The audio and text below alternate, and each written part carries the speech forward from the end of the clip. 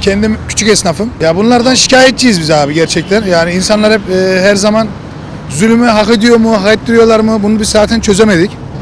İnsanlar küçük seviyedeki insanları bitirdiler artık. Zengin her şekilde geçiniyor. Ama gariban insanlar geçinemiyor artık yani. Peki bu Ya abi bunun çözümü piyasanın düşmesi ya. Kredilerin, faizlerin, her şeyin düşmesi yani. Yani onların da tabii ki giderleri yüksektir ama yine de normal piyasaya göre değerlendiriyorlar yani. Piyasa artışıyla alakalı bir durum. Abi öldürdüler bizi, mahvettiler ya. Onlarda Allah korkusu yok abi. Allah korkusu olsa zaten bu şekilde yapmazlar yani, yazık günah. Devletin önlem alması lazım. Her şey önlem alıyor, bir de bunu alsın yani. Kontrol etme mekanizmaları vardır devletin. Herkesi kontrol edebiliyor. Bunlar da edebilir yani. Vallahi hükümetten yardım bekliyoruz abi, ne diyelim yani. Hükümetin elinde, bizim elimizde olan bir şey yok. Biz halk olarak tepkimizi seçimde veririz. Hepsinde var fahiş fiyat. Devletin şeyi var, hani şurada hemen tarım kredinin kooperatif var. Onun fiyatları fahiş değil mi yani? He? Devlet bir kere önce kendinden başlasın. Ondan sonra onlara ceza verelim. Hepsi öyle. Hepsi öyle. Çözüm üretimi artıracak. Yerli üreticiyi destekleyecek, tamam mı? Mesela buğday diyeyim.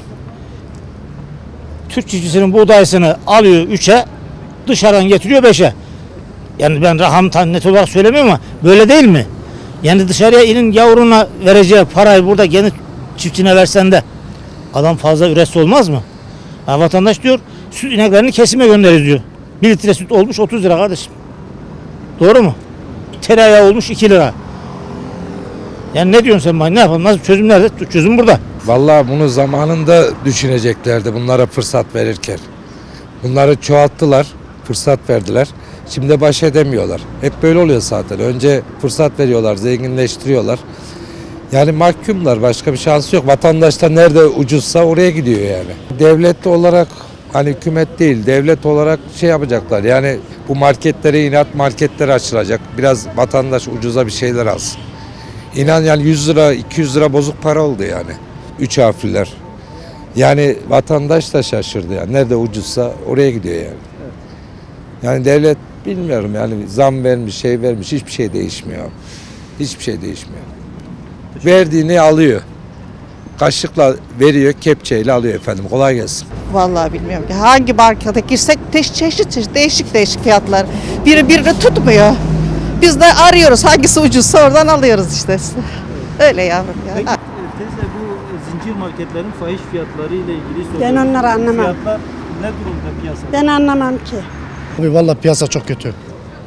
Yani Allah bizim insanlarımıza yardımcı olsun. Böyle giderse millet çok zorluk bir hayat yaşayacak. İnşallah yaşatılmazlar da. Bu yılbaşından sonra diyor her şey daha çok berbat olacak.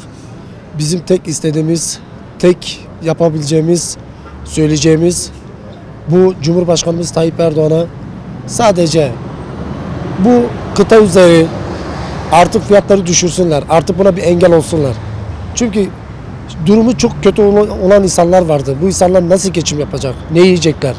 Ne olacak yani bu böyle? Zincir marketlerinin böyle bütün hepsini denetim yapacaktır. Hepsi denetim yapsınlar. Denetim böyle kendi kafalarına göre fiyatları yüksek yapmasınlar. Artık belirli bir seviyeye kadar getirsinler yani. Yazık günahtır bu insanlara ya.